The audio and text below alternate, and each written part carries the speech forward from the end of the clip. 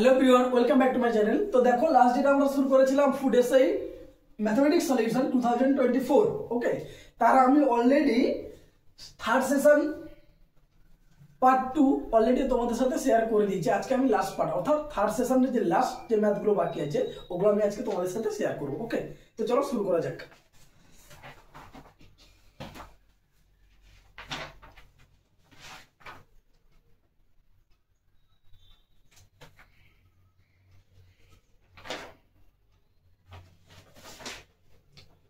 Okay I think question number 36 by 68 complete হয়েছিল okay. আজকে 37 by 69 হবে।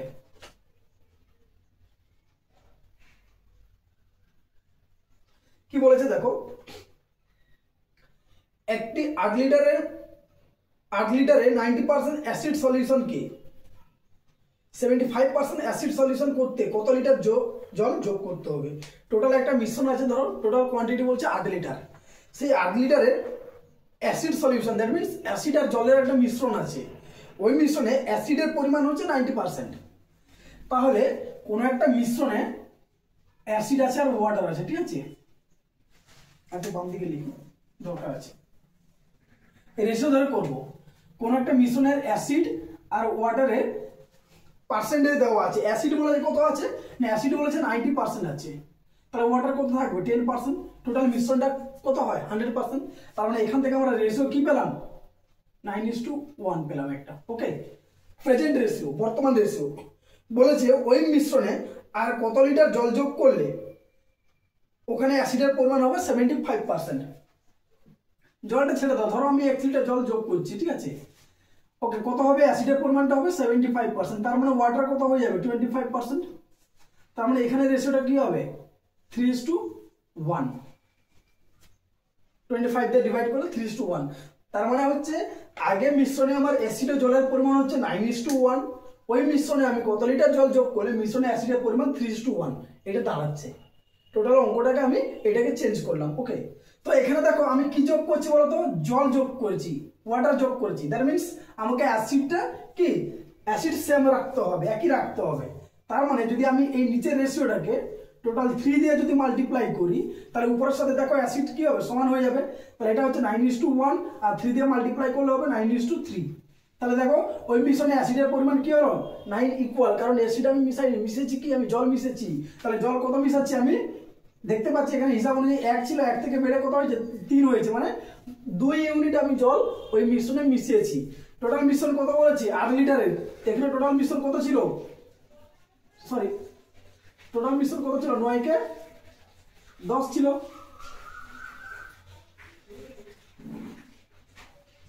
দশ ইউনিট, তাহলে 10 ইউনিটের ভ্যালু কত হচ্ছে 8 লিটার। 2 ইউনিটের ভ্যালু কত 8/10 ইন্টু 2 লিটার সমান 8/5 লিটার সমান 1.6 লিটার। That's your answer.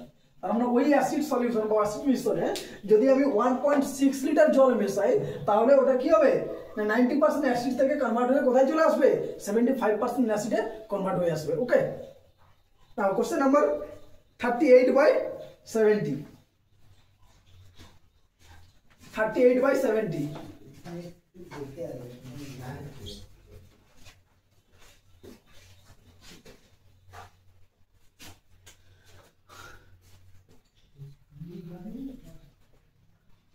কি বলেছে দেখো, একজন ব্যক্তি সপ্তাহের মজুরি কত হবে যদি তিনি 3700 টাকা প্রতি সপ্তাহে পান।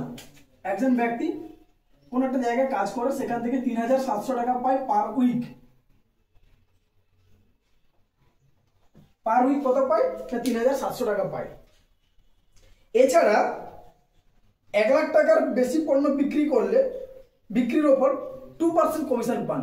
টোটাল সে বিক্রি যদি 1 লাখের উপরে দেখাতে পারে তাহলে 1 লাখের উপরে সে যত বিক্রি দেখাতে পারবে, যত টাকার বিক্রি দেখাতে পারবে তার উপর সে 2% কমিশন পাবে ওকে। যদি তিনি মোট 2,40,000 পণ্য বিক্রি করেন, কত বিক্রি করছে 2,40,000 বিক্রি করে দিয়েছে, সেখান থেকে 1 লাখ ছাড় যাবে, 1 লাখ টাকার উপরে বলেছে, তাহলে 1 লাখ টাকা আমাকে হাতে রেখে দিতে হবে। তাহলে বাকি কত পড়ে থাকবে, বাকি পড়ে থাকবে 1,20,000 1,20,000 পড়ে থাকবে। তাহলে এই যে বাকি টাকাটা 1 লাখের উপরে সে কত বিক্রি করেছে, 1 লাখ পর্যন্ত কোনো কমিশন পাবে না। 1 লাখের উপরে সে 1,20,000 টাকার পণ্য বিক্রি করেছে, তবেই তো 2,40,000 হয়েছে, সরি 1,40,000 টাকা, 1,40,000, তবেই তো 2,40,000 হয়েছে। তাহলে এর উপরে 2% কমিশন পাবে। তাহলে এর 2% ভ্যালু কত, 0.42 2800 টাকা। এর 2% ভ্যালু হচ্ছে কত, 2800 টাকা। তাহলে এখান থেকে কমিশন পাচ্ছে কত, 2800 টাকা, আর এক সপ্তাহে পাচ্ছে কত, 3,700 টাকা। তাহলে এটা যোগ হয়ে যাবে,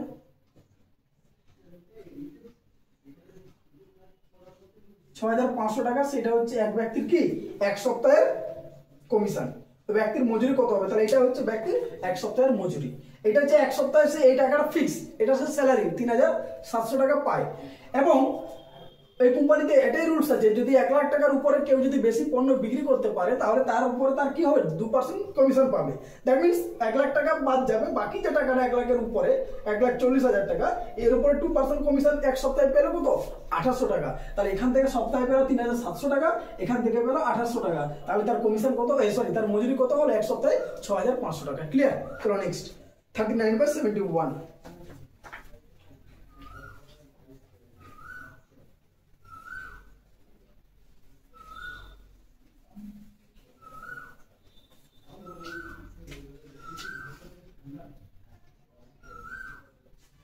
কি বলেছে দেখো, একটি পেট্রোল পাম্পে 80টি গাড়িকে 35 লিটার করে পেট্রোল সরবরাহ করার জন্য প্রয়োজনীয় পেট্রোল আছে। টোটাল একটা পেট্রোল পাম্পে 80টি গাড়িকে 35 লিটার করে পেট্রোল সরবরাহ করার জন্য প্রয়োজনীয় পেট্রোল আছে। তাহলে ওই পাম্পে মোট পেট্রোল কত আছে বলতে পারি, 80 × 35। এইটা হচ্ছে ওই পাম্পে মোট পেট্রোল আছে, টোটাল পেট্রোলের পরিমাণটা। ওকে, সুতরাং পেট্রোল পাম্পটি যতগুলি গাড়িকে 50 লিটার করে পেট্রোল দিতে পারবে তার সংখ্যা। টোটাল এত লিটার পেট্রোল আছে। তাহলে এবারে বলেছে এই টোটাল পেট্রোলটা সে কতগুলো গাড়িতে দিতে পারবে, 50 লিটার করে। তার মানে আমাকে এই টোটাল পেট্রোলকে কি করবো, 50 দিয়ে ডিভাইড করবো, দিলে আমি মোট গাড়ির সংখ্যা পেয়ে যাবো। তো দেখো এটা 0 কেটে দিলাম, 5 × 7 = 35, 8 × 7 = 56। তাহলে ওই যে টোটাল পেট্রোলটা 50 লিটার করে 56টা গাড়িকে দেওয়া যাবে। ক্লিয়ার? চলো নেক্সট, 40/72।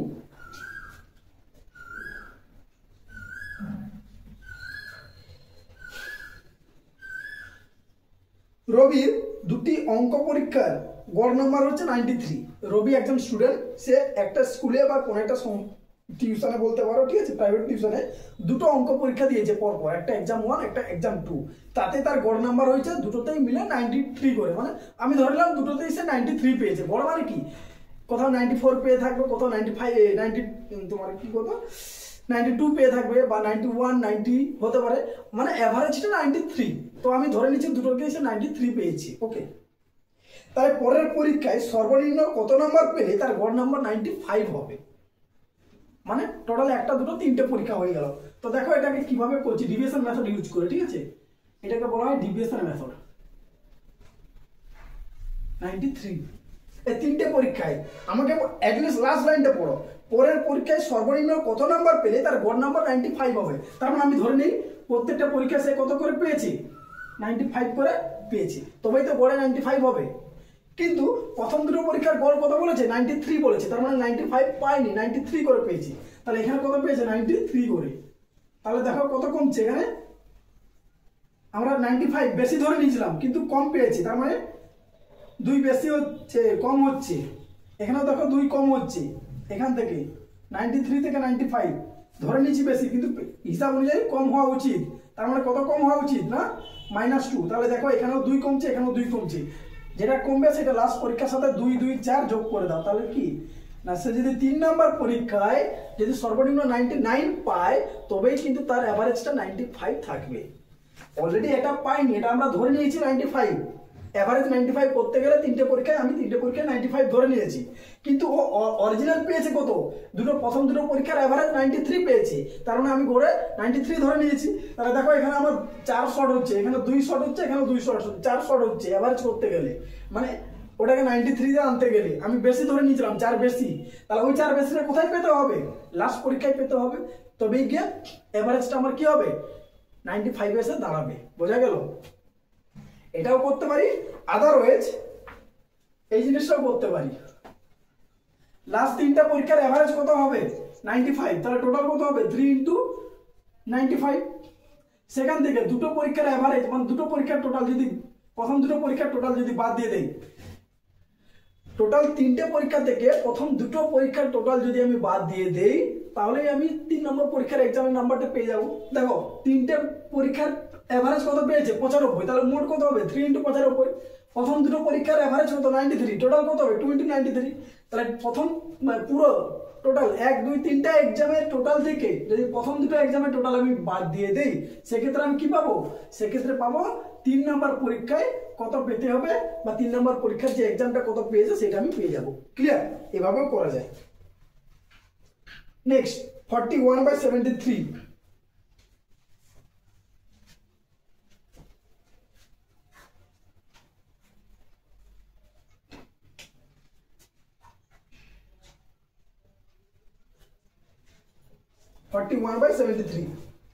একজন মহিলা তার ওজন 95 কেজি থেকে কমিয়ে 76 কেজি করেছেন।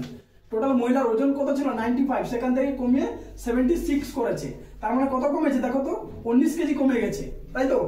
ওকে, তাহলে শতকরা ওজন হ্রাস হলো মানে পার্সেন্টেজে কত কমেছে না 19 কেজি কমেছে। কার উপর 95 এর উপর, তাহলে ইনটু 100%। ব্যাস, এটা হয়ে গেলে দিলে পার্সেন্টেজ বেরিয়ে যাবে 19 5 95 5 20 100। তাহলে ওই মহিলার ওজন শতকরা কত কমেছে 20% কমেছে। ওকে, চলো নেক্সট 42/74।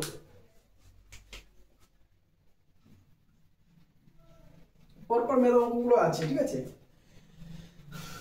দেখো এই 69 থেকে পরপর আছে 69 70 71 72 73, এটা হচ্ছে 74।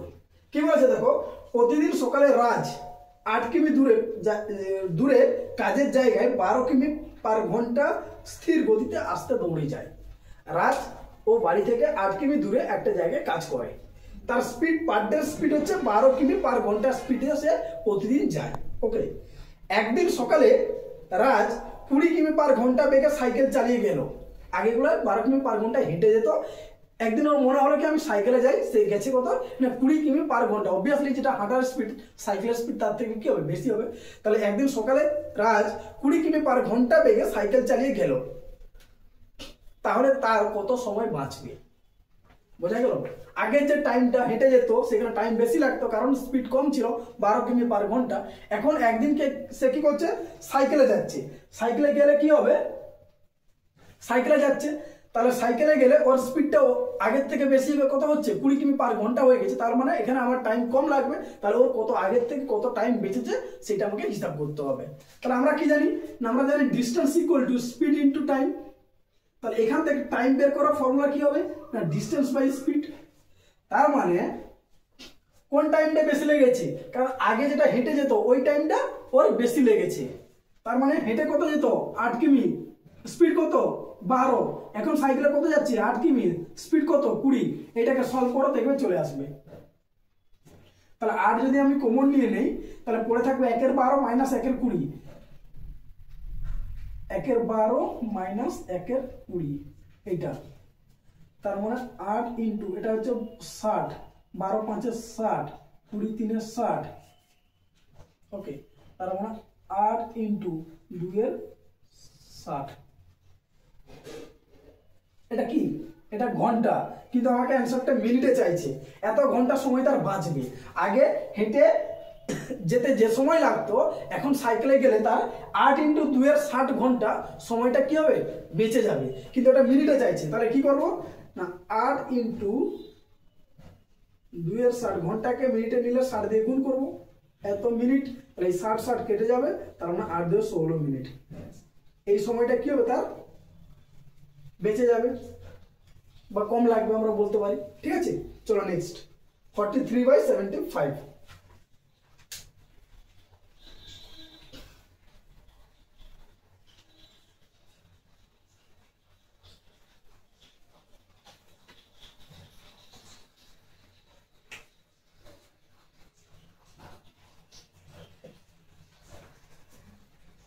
এ বি সি ডি চারজন মহিলা, কি কি এ বি সি ডি, এই চারজন মহিলা 1:4:7:8 অনুপাতে টাকা বিনিয়োগ করেন তাদের ছোট ব্যবসাতে।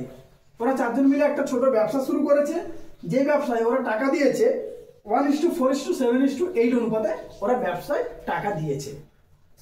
ওকে, তাদের লাভের পরিমাণ ভাগ করা হবে তাদের টাকা বিনিয়োগের অনুপাতে। অবভিয়াসলি এটা হচ্ছে আমাদের আই থিঙ্ক পার্টনারশিপ। ওকে, তো এখানে একটা জিনিস একটু বলে দিই, পার্টনারশিপে হচ্ছে যে বা যারা ওই ব্যবসার মধ্যে কোনো একটা ব্যবসাতে যে অনুপাতে টাকা দিয়ে থাকবে, হ্যাঁ, বছরের শেষে ওরা ওই অনুপাতে রেশিওতে টাকা ব্যাক পায়। এটাই হচ্ছে নর্মাল রুল। ওকে, যদি টাইম সবার ক্ষেত্রে একই থাকে, যদি এই যে বললাম বছরের শেষে মানে কি প্রত্যেকে ব্যবসাতে শুরু থেকে শেষ পর্যন্ত ছিল, এখন কেউ যদি মাঝখানে চলে যায়, কেউ আসতে যদি টাইমের গন্ডগোল হয়, সেক্ষেত্রে কি হবে না আমাদের বিনিয়োগের যে অনুপাতটা, মানে যে অনুপাতে আমি মূলধন জমা করেছি সেই অনুপাত ইন্টু টাইমের রেশিও দুটো মাল্টিপ্লাই করবো, তবে কি আমি কি পাবো, লাভের অনুপাতটা পাবো, লাভ্যাংশটা পাবো, profit of percentage. Okay, sorry, percentage of profit. তাহলে এখানে দেখো 1:4:7:8 অনুপাতে ওরা টাকা দিয়েছে এবং ওরা ঠিকও করে নিয়েছে যে লাভের অনুপাতটা কি, লাভের যে টাকাটা ওরা এই অনুপাতে ব্যাক পাবে। ওকে, তো এবারে দেখো কি বলেছে, যদি এক বছর পর সি এর লাভের পরিমাণ কত হয় 35,000 টাকা, তাহলে সি এই অনুপাতে টাকা পাওয়া উচিত। তার মানে 7 এর ভ্যালু কত, 35,000 টাকা। তাহলে 1 এর ভ্যালু কত, 5,000 টাকা। যদি পেয়ে থাকে তবে বি এর লাভ্যাংশ কত, বি কত পেয়েছে 4, তাহলে 4 এর ভ্যালু কত, 5×4 20,000 টাকা। তাহলে ওই টোটাল লাভ্যাংশ থেকে বি কত পাবে না 20,000 টাকা পাবে। এই হচ্ছে আমাদের ইনভেস্টমেন্ট রেশিও বা কি বলবো আমাদের মূলধনের রেশিও, আর এটাই হচ্ছে আমাদের লাভের রেশিও। ওকে, চলো নেক্সট 44/76।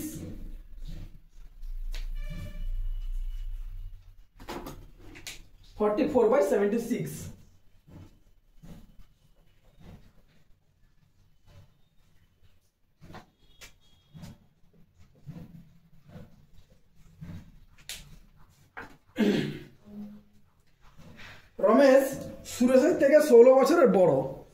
কি বলেছে,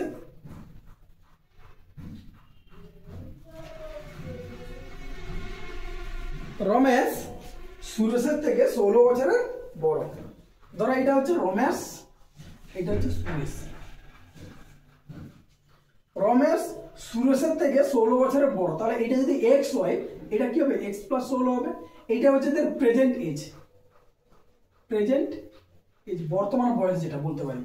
তাহলে সুরেশের বর্তমান বয়স যদি এক্স হয়, তাহলে রমেশের বর্তমান বয়স কত হবে, x+16 হবে। ক্লিয়ার? 20 বছর পরে রমেশের বয়স সুরেশের বর্তমান বয়সের 4 গুণ হবে। তাহলে 20 বছর পর এর কত বয়স হবে, রমেশের বয়স হবে x+36। হ্যাঁ, তার বলছে 20 বছর পরে রমেশের বয়স সুরেশের বর্তমান বয়সের 4 গুণ।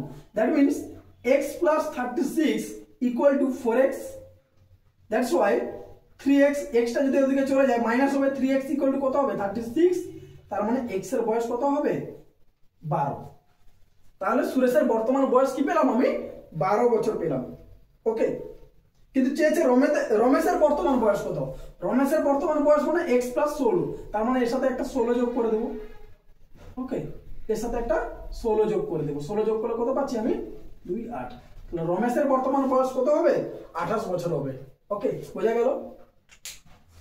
এটা হচ্ছে প্রেজেন্ট বর্তমান এজ। আমি ধরে বলেছিল রমেশের বর্তমান বয়স, রমেশের বয়স সুরেশের বয়স, সুরেশ কি বলছে, সরি, রমেশ সুরেশের থেকে 16 বছরের বেশি বড়। ওকে, তাহলে আমি সুরেশকে x ধরলাম, রমেশকে x+16 ধরে নিলাম। ওকে, এটা হচ্ছে এই জায়গাটা একটু গন্ডগোল হচ্ছে লেখাটা, x+16 ধরে নিলাম। 20 বছর পর বলেছে রমেশের বয়স সুরেশের বর্তমান বয়সের 4 গুণ। তাহলে রমেশের বয়স সুরেশের বর্তমান বয়স কত, x, x এর 4 গুণ কত হবে 4x। ক্লিয়ার? এখান থেকে x সলভ করলো, চেয়েছে রমেশের বর্তমান বয়স কত, রমেশের বর্তমান বয়স কত, x+16। তাহলে এই x এর ভ্যালুর সাথে 16 যোগ করে নিলাম, কত হলো 28 বছর। ওকে, চলো নেক্সট 45/77।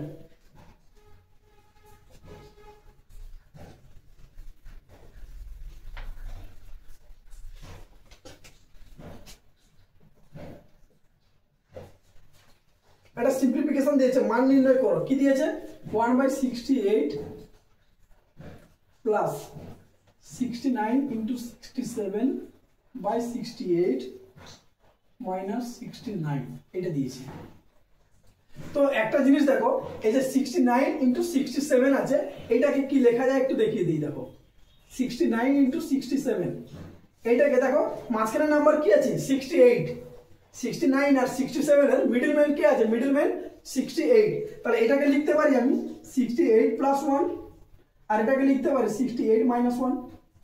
69 টাকে লিখলাম আমি 68 প্লাস 1, আর 67 কে লিখলাম 68 মাইনাস 1। তার মানে দেখো a plus b, a minus b কার সূত্র? a স্কয়ার মাইনাস b স্কয়ারের ফর্মুলা। তাহলে এবারে দেখো 1/68 প্লাস এই জায়গায় লিখতে পারি 68 স্কয়ার মাইনাস 1 স্কয়ার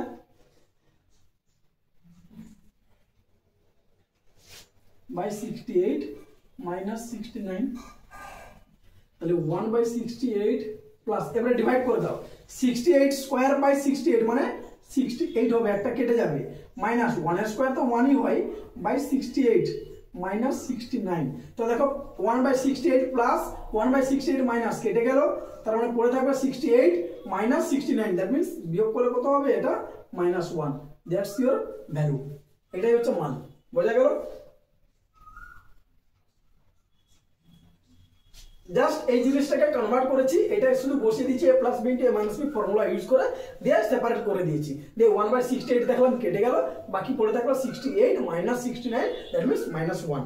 ওকে, চলো নেক্সট। আর 5টা ম্যাথ আছে, এটাও একটা মান নির্ণয় করতে দিয়েছে। নেক্সট 46/84।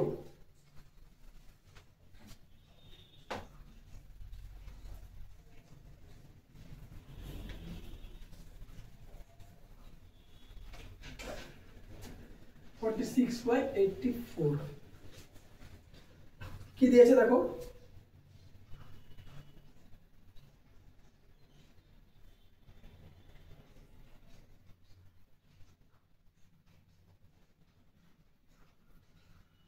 এটার ভ্যালু চেয়েছে। ওকে, তাহলে 4 ইন্টু যেরকম আছে থাক, রুট ওভার এইটা মানে হচ্ছে 1 পূর্ণ 9 এর 16, মানে 16 একে 16 প্লাস 9 25 এর 16 প্লাস 12 দিয়ে 24 একে 25 এর 2। ওকে, তাহলে 4 ইন্টু এটাকে স্কোয়ার রুট করলে কত হয়? 5 এর 4, 5 5 এর 25 আর 4 4 এর 16 প্লাস 25 এর 2। তো 4 দিয়ে 4 বাইরে আছে, 4 দিয়ে গুণ করলে 4 4 কেটে যাবে, পড়ে থাকবে 5, আর এটা 4 দিয়ে কাটলে হবে 2 2 এর 4, মানে একটা 2 উপরে থাকবে, ওই 2 ইন্টু 25 মানে 50। 4 ইন্টু 25 এর 2, এটা গুণ করলে কি হবে? 2 2 এর 4 কেটে গেল, 25 দিয়ে 50। তাহলে আলটিমেট অ্যান্সার আমার কত আছে? 55।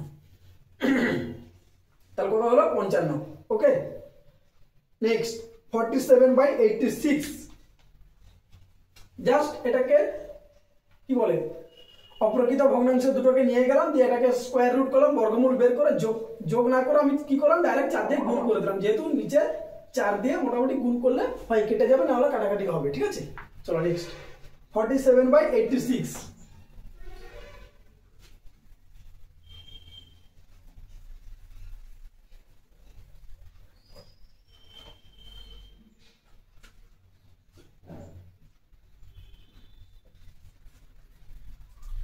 দুটি সংখ্যার যোগফল বলেছে 8। ওকে, আমি দুটো সংখ্যা ধরে নিলাম x প্লাস y, দুটি সংখ্যা ধরলাম, একটা x একটা y, তার যোগফল বলেছে 8, আর গুণফল বলে দিয়েছে 16। গুণফল বলে দিয়েছে 16। তবে তাদের পূরক সংখ্যার যোগফল মান কত হবে? পূরক মানে রেসিপ্রোকাল। ওকে, তো দেখো দুটি সংখ্যার যোগফল 8 আর গুণফল 16, এটা কখন পসিবল বলো তো? যদি x equal to y equal to 4 হয়, মানে x এর ভ্যালু হচ্ছে 4, y এর ভ্যালু হচ্ছে 4, যদি হয় দুটি যদি সেম সংখ্যা 4 4 হয়, দেখো 4 4 যোগ করলে 8 হয়, 4 4 16 হয়। এটা সম্ভব। এগুলো একটু জাস্ট ক্যালকুলেশন করে যদি মানে এমনি মুখে মুখে যদি একটু ভেবে বের করে নিতে পারো তাহলে তো খুবই ভালো, আর নাহলে এরও প্রসেস আছে, ওটা লেন্থি হয়ে যাবে। ঠিক আছে, তো এটা একটা সোজা নাম্বার দিয়েছিল বলে আমি জাস্ট বলে দিলাম 4 4 হবে। তাহলে রেসিপ্রোকাল মানে কত? 1/4 প্লাস 1/4, এইটার ভ্যালু চেয়েছি। 1 এর 4 প্লাস 1 এর 4 মানে কত? 1 এর 2। তাহলে দ্যাটস ইওর অ্যানসার, 1 এর 2। ওকে, লসাগু 4 করবে, উপরে 1 + 1 2 হবে, 2 দিয়ে কাটাকাটি করবে, 2 এর 2, 2 দিয়ে 4 মানে 1 এর 2। চলো নেক্সট 48/88, 48/88।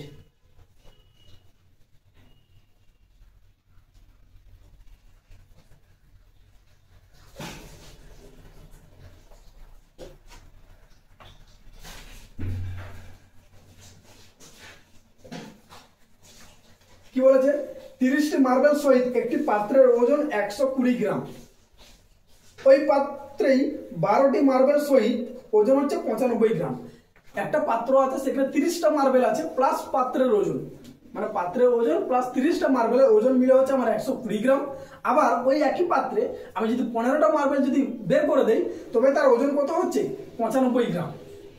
তবে পাত্রের ওজন কত?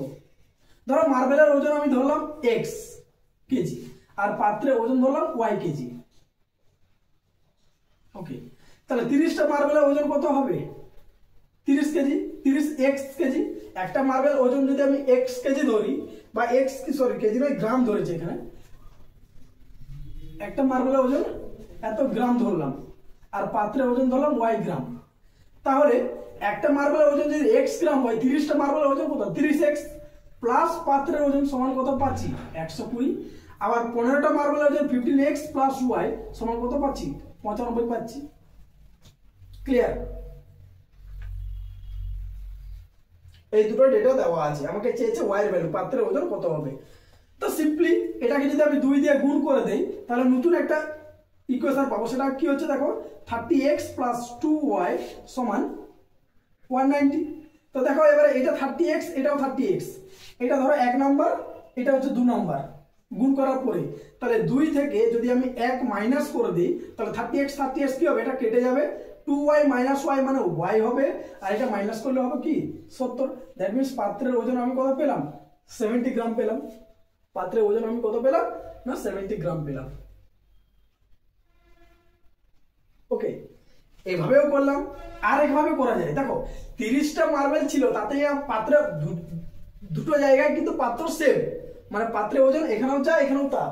তার মানে আমার এই যে ওজনটা ডিফারেন্স হচ্ছে 120 থেকে কমে 95 হলো। কার জন্য হলো? যে আগে 30টা মার্বেল ছিল, ওখান থেকে আমি 15টা মার্বেল বের করে নিলাম। দ্যাট মিন্স এখন পাত্রের ওজন আমার কত? 15টা মার্বেল আছে। তাহলে ওই যে 15টা মার্বেল বের করে নিলাম, তাহলে 15টা মার্বেলের ওজন কত কমে গেল? না 120 থেকে কমে গেল কত? হয়ে গেল কত? 95। তার মানে কত কমেছে? 25 কমেছে, 25 গ্রাম। তাহলে 15টা মার্বেলের ওজন যদি 25 গ্রাম হয়, তাহলে এখানে 15টা মার্বেল প্লাস পাত্রের ওজন কত? 95 গ্রাম ছিল। তাহলে 95 থেকে 25 মাইনাস করে দাও, তবেই তো দেখো পাত্রের ওজন কি পেলাম। এই 2 নম্বর ইকুয়েশনটা, এই যে এই ইকুয়েশনটা, 15টা মার্বেল ওজন প্লাস পাত্রের ওজন কত হচ্ছে? 95 গ্রাম বলেছে। তাহলে 15টা মার্বেলের ওজন আমি কি পেলাম? 25 গ্রাম পেলাম। তাহলে ওখান থেকে 25 মাইনাস করে দিলে পাত্রের ওজনটা কি পাবো? 70 গ্রাম পেয়ে যাচ্ছি। সেটা দিয়েও করতে পারো বা xy ধরেও করতে পারো। ঠিক আছে, চলো নেক্সট। 49/90।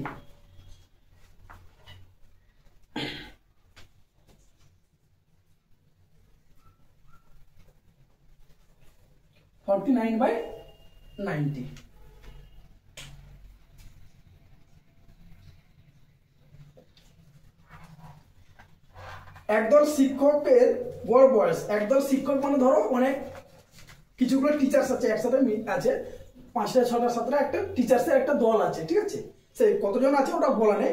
তো একজন টিচার্সের যে দল, শিক্ষকের যে দল, শিক্ষকের গড় বয়স হচ্ছে 35। টোটাল যতজন শিক্ষক আছে তাদের গড় বয়স হচ্ছে 35।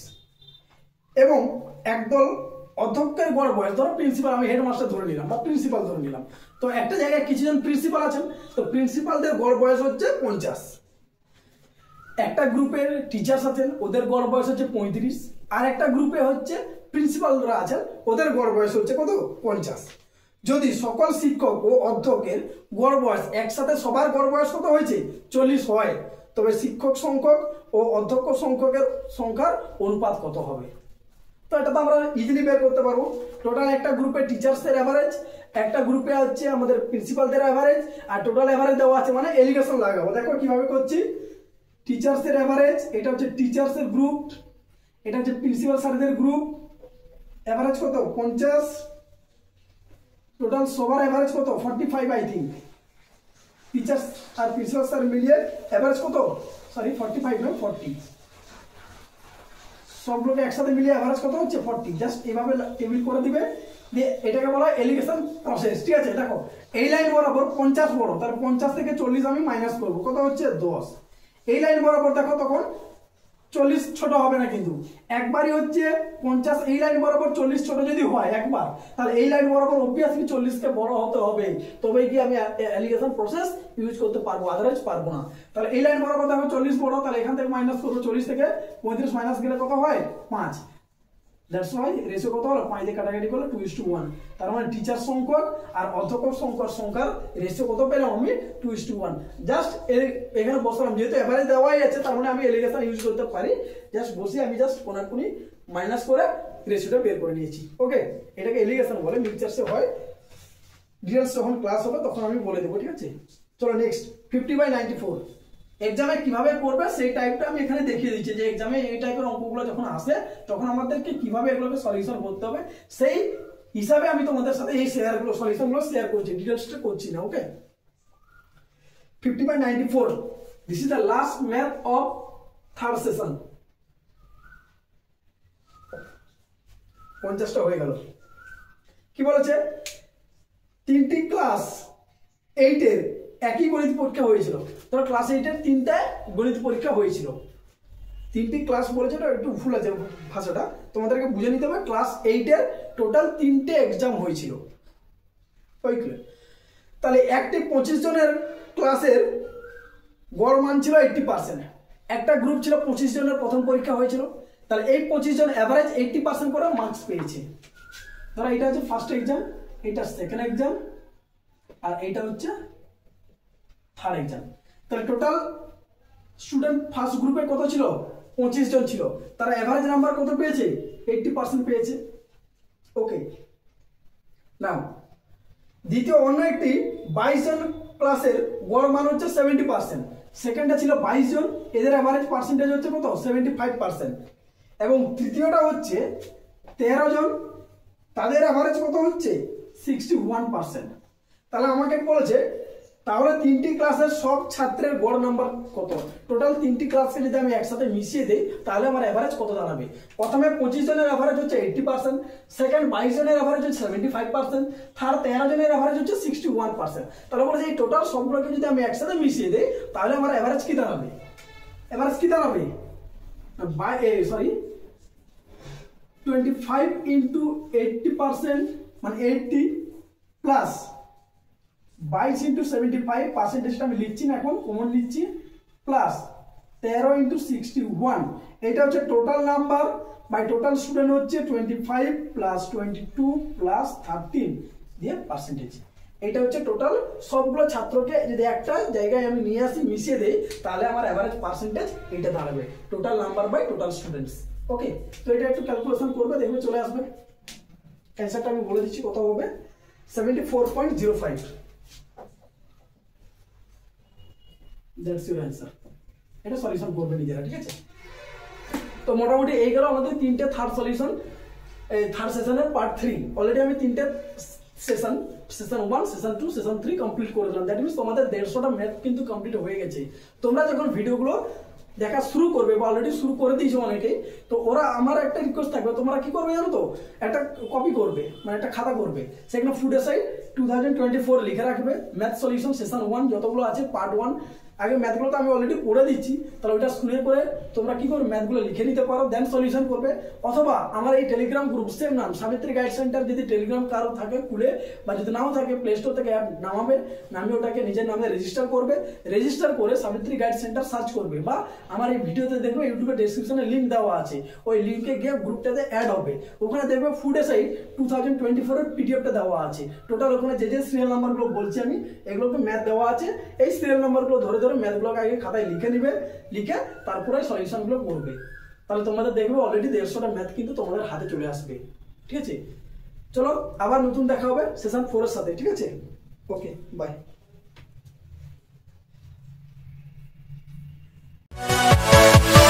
Yeah.